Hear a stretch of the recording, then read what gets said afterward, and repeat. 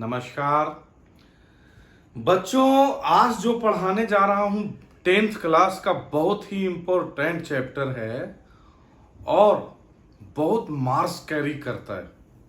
और बच्चों के नज़र में ये चैप्टर जो है ना थोड़ा सा लेंदी है, बहुत एक्सरसाइज है इसमें, 5-6 एक्सरसाइज है चैप्टर 3 का। नाम आप लोग वाकिफ होंगे, मैं जानकारी के लिए बता दूं, pair of linear equations in 2 variable chapter पढ़ा रहा हूं। देखिए इसके नाम में ही पहले मैं शॉर्ट आइडिया में ही बता देता हूं, जिससे कि आपके माइंड में ना कंफ्यूजन पैदा ना हो। चैप्टर लेंदी है, 6 एक्सरसाइज हैं इसके, तो आप लोगों को समझ में नहीं आता बच्चों को कि ये चैप्टर आखिर है क्या और कहां से शुरू करना है, कहां एंड करना है। मैं बारीकी से बता रहा हूं, इसको ध्यान से समझना। देखो 9th क्लास में आप लीनियर इक्वेशन पढ़ रखे हो ना, लीनियर इक्वेशंस, तो उसमें ना पेयर ऑफ लीनियर इक्वेशन नहीं था।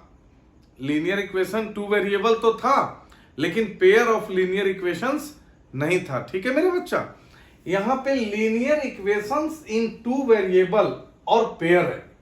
पहले तो आराम से समझो लीनियर इक्वेशन क्या होता है बच्चा। लीनियर इक्वेशन होता है ax plus b equal to 0 के फॉर्म में। जैसे क्वाड्रेटिक इक्वेशन पॉलिनोमियल वगैरह में डिग्री 2 होती थी, इसमें डिग्री 1 होता है और इसका standard form ax plus b equal to 0 होता है। ये तो हो गया लीनियर इक्वेशन इन 1 वेरिएबल, लेकिन यहां है लीनियर इक्वेशन इन 2 वेरिएबल। तो 2 वेरिएबल में क्या हो जाएगा जी, ax प्लस by और प्लस c इक्वल टू 0। ये देखिए लीनियर इक्वेशंस इन 2 वेरिएबल का स्टैंडर्ड फॉर्मूला है। इसको कोई भी बच्चा और में ऐसे भी लिख सकते हो, ax plus by equal to c, इधर भी लिख देते हैं जाके। अब वो आपको पता है कि अगर c को इधर लाएंगे इक्वल टू में 0 हो जाएगा, तो ये चेंज हो जाता है, लेकिन स्टैंडर्ड फॉर्मूला जो ये होता है। तो आपने ये बात समझा। अब माइनस नहीं होता है, ये c को ट्रीट किया जाता है उधर प्लस c, इधर आएगा अपने आप माइनस होता है। ठीक है ना, इसके इक्वल टू में नहीं लिखा गया, ऐसा करके होता है इक्वेशन। c यहां पर ऐसा नहीं सोचना आप लोग कि ये प्लस c उधर गया, नहीं, जो डिजिट होगा वो अपने आप प्लस माइनस चेंज होगा। स्टैंडर्ड फॉर्म ये होता है। यहां तक लीनियर इक्वेशंस इन 2 वेरिएबल आ गया समझ में। अब कह रहा है कि पेयर ऑफ लीनियर इक्वेशंस, तो बच्चा पेयर के लिए क्या होगा कि 2 इक्वेशन बनता है। देखो a1x प्लस b1y और प्लस c1 इक्वल टू 0, और दूसरा हो गया a2x प्लस b2y और प्लस c2 इक्वल टू 0। ध्यान से इसको समझो आप लोग, बिल्कुल ही इजी चैप्टर है। मैं जब 10th में पढ़ता था बेटा, तो मुझे सबसे इजी यही चैप्टर लगता था और सबसे बढ़िया मजा आता था। क्यों? क्योंकि जो x की वैल्यू फाइंड करते हैं ना एज के सवाल में, और भी बहुत क्वेश्चन, रेक्टेंगल का एरिया, मतलब x की वैल्यू निकालते हैं, x और y का, तो यही चैप्टर है जिसमें बचपन से आप लीनियर इक्वेशन पढ़ते हो। 6 क्लास से ये चैप्टर चालू हो जाता है और बड़ा इंटरेस्टिंग, बहुत परेशान करता है। बचपन से सुने find the value of x, find the value of x. अरे यार एक्स की वैल्यू है कि क्या है। तो अब जाके 10th के बाद देखो ये एंड होने वाला है चैप्टर। तो ये है 2 वेरिएबल। अब इसमें क्या है कहानी, ध्यान से समझना। अगर एक इक्वेशन लीनियर इक्वेशन 1 वेरिएबल का बात तो खत्म हो गया, बचपन में सबको समझ में आ गया होगा। बेटा मैं एक 9th क्लास में जो पढ़े हो उसको समझो आप। अगर लीनियर इक्वेशन का एक इक्वेशन लिया जाए तो x और y का कितना वैल्यू होगा जो इस इक्वेशन को सेटिस्फाई करे।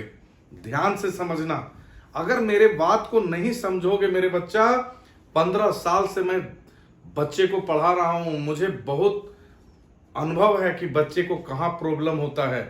अगर सीरियसली इसको नहीं समझोगे ना सिस्टमैटिक वे में, तो माइंड जो होता है ना पजल हो जाता है चैप्टर को देख के। बहुत इजी है, बहुत इजी है। सीरियसली समझो कि अगर एक इक्वेशन को मैं लेता हूं बेटा a x plus b y plus c equal to 0 को, तो मैं पूछूंगा इसके कितने सॉल्यूशंस हो सकते हैं। इट मींस कितने एक्स और वाई का वैल्यू होगा जो इस इक्वेशन को सेटिस्फाई करेगा। पता है कितने बच्चे को इसका जवाब पता होगा? मेरे को लग रहा है सब बच्चे को जवाब पता होगा, लेकिन मैं अक्सर बच्चे से पूछता हूं तो गलत बता देता है। कमेंट में मेरे को बताना कितने बच्चे का इसका आंसर पता है, फिर मैं बताता हूं। चलो कमेंट का इंतजार करेंगे। इसके बेटा अनकाउंटेबल, मतलब इसके there are so many solutions. अगर एक इक्वेशंस हो तो सॉल्यूशन मतलब समझ गए, एक्स और वाई का वैल्यू कोई भी इक्वेशन आप ले सकते हो। जैसे मैं ले लूं 2x plus 3y equal to 9, तो इसके ना बहुत सारे अनगिनत सॉल्यूशन है।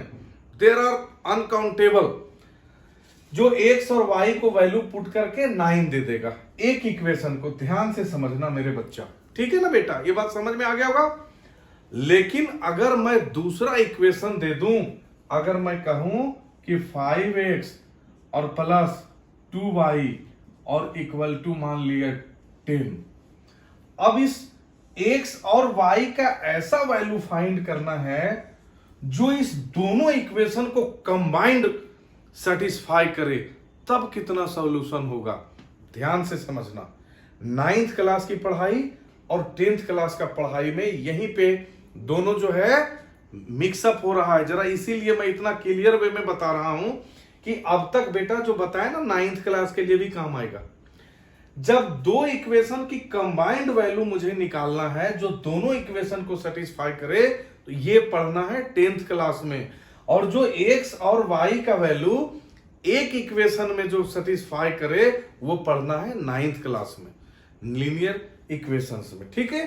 तो इसमें ग्राफ रिप्रेजेंट करने आता होगा आप लोगों को। x और y का वैल्यू फाइंड करते हैं। मैं जानकारी के लिए आपको बता दूं, थोड़ा सा याद दिलाता हूं। देखो बड़ा ही इजी है। आप x या y का सिंगल इक्वेशन की बात कर रहा हूं, मान लिया मैं इस इक्वेशन को लेता हूं, तो देखो आप 2x equal to 9 minus 3y लिख सकते हो यहां से, इस इक्वेशन से समझिए। और x इक्वल टू दिख रहा है ना, x equal to 9 minus 3y upon 2 हो गया, ठीक है जी। अब देखिए y का मैं वैल्यू पुट करूंगा, x का वैल्यू निकलेगा। एक आप टेबल बना सकते हो ऐसे, वैल्यू ऑफ टेबल्स बोलते हैं इसको, ठीक है ना। तो एक में x लिख दो और एक में y लिख दो। अब देखिए 3 सॉल्यूशन आपको निकालना होता है। ये चीज मैं याद दिला दूं, 9th में भी पढ़ना है, 10th में भी पढ़ना है। y की वैल्यू आपको पुट करना है और x की वैल्यू निकल जाएगा। देखो y का वैल्यू मान लिया आप 1 पुट करते हो 1, तो x का वैल्यू क्या हो जाएगा जी 3 हो जाएगा। समझ गए होंगे। y का वैल्यू 1 पुट करते हैं, 3 1 जा 3, 9 में 3 माइनस होगा 6 अपॉन 2 3, ठीक। फिर बताओ y का वैल्यू क्या पुट करूं बेटा, y का वैल्यू मान लिया मैं 3 पुट करता हूं। ये देखिए y का वैल्यू अगर 3 पुट करता हूं, 3 3 जा 9, 9 माइनस 9 0 अपॉन 2 0। ये बात समझ गए आप। फिर मैं कहूं y का कोई और वैल्यू पुट कर दो जी, आप कुछ भी पुट करोगे ना y का वैल्यू x जरूर देगा। इसीलिए कहा जाता है कि एक इक्वेशन में मैं कुछ भी वैल्यू लिखूंगा, दूसरा वैल्यू मेरे पास जरूर आएगा। इसीलिए कहा गया है कि इसके there are so many solutions.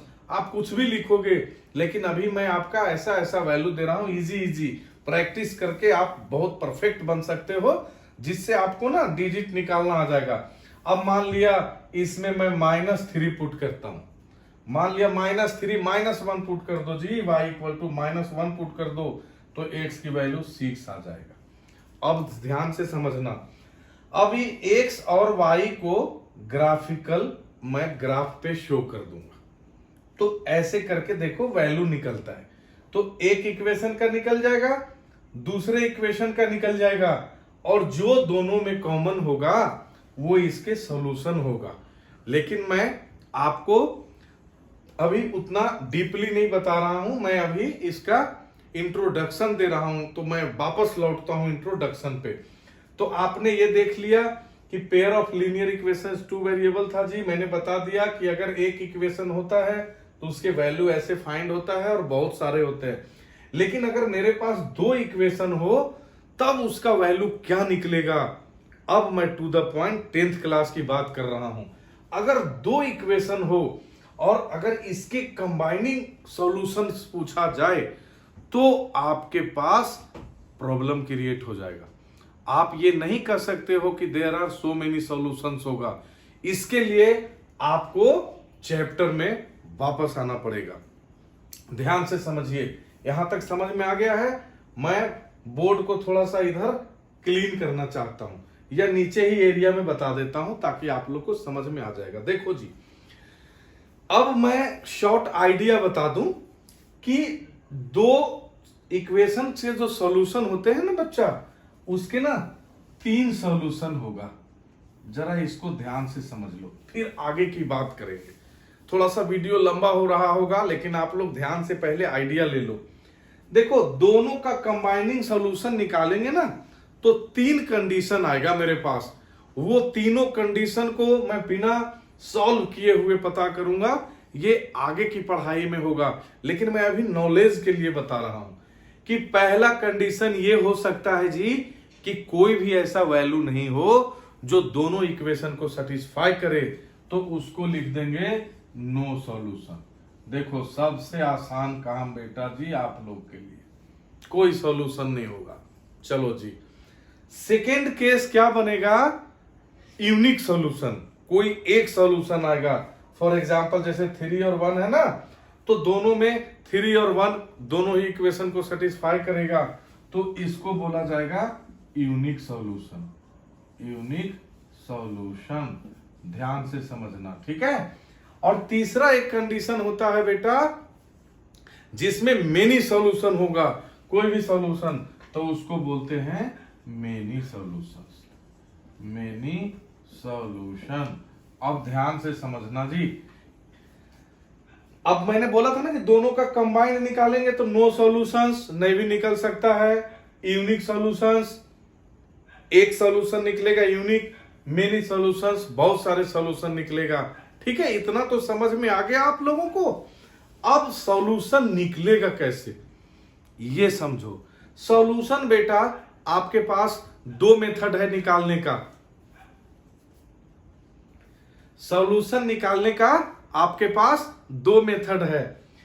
एक है ग्राफिकल मेथड, ध्यान से समझो। दोनों ही इक्वेशन का वैल्यू निकालेंगे 3-3, उसको ग्राफ ड्रा करेंगे। ग्राफ ड्रा करने भी सिखाएंगे नेक्स्ट वीडियो में। और ग्राफ जो होगा वो तीनों कंडीशन के अकॉर्डिंग बनेगा। या तो ग्राफ जो दोनों का बनेगा, पता है ना आप लोगों को कि ये लीनियर इक्वेशंस हैं, इसके लाइन स्ट्रेट होता है। तो जो नो सॉल्यूशन होगा ना उसके लाइन क्या होगा पता है? पैरेलल होगा। दोनों का लाइन पैरेलल होगा। देखिए, मैं आपको जानकारी के लिए बता दूं, जो ग्राफिकल सॉल्यूशन निकालेंगे तो दोनों का सॉल्यूशन पैरेलल होगा। और यूनिक सॉल्यूशन होगा जब दोनों को लाइन ड्रॉ करेंगे तो दोनों का लाइन ना एक दूसरे को कट करेगा किसी एक पॉइंट पे। और जो मेनी सॉल्यूशंस होगा उसके लाइन क्या होगा? कोइंसाइड हो जाएगा।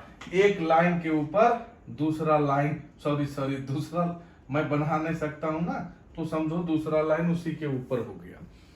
ग्राफिकल मेथड से दोनों का ग्राफ बनाने मैं सिखाऊंगा, आप लोग को आता भी होगा। तो देखो, जानकारी के लिए ये तो हो गया ग्राफिकल मेथड जी, 3 कंडीशन होगा।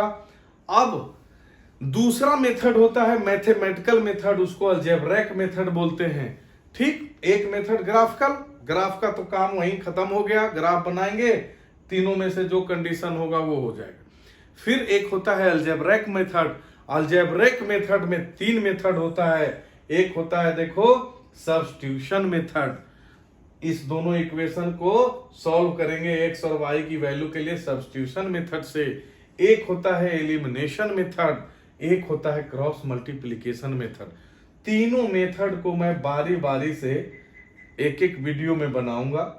ग्राफिकल मेथड एक दिन बताऊंगा, तो आप लोगों का ग्राफिकल मेथड, ये तीनों मेथड मैं बनाऊंगा बच्चा।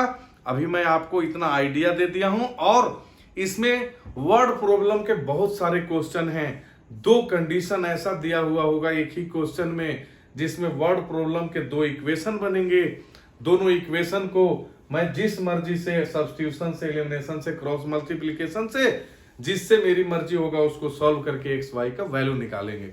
यही है पूरा चैप्टर में पढ़ना। और ठीक है, तो ज्यादा से ज्यादा चैनल को सब्सक्राइब करो, और ताकि आपका नेक्स्ट वीडियो जब मैं पढ़ाऊं तो आपके पास पहुंचे और आप उसका ज्यादा से ज्यादा फायदा उठाएं। धन्यवाद, थैंक यू वेरी मच।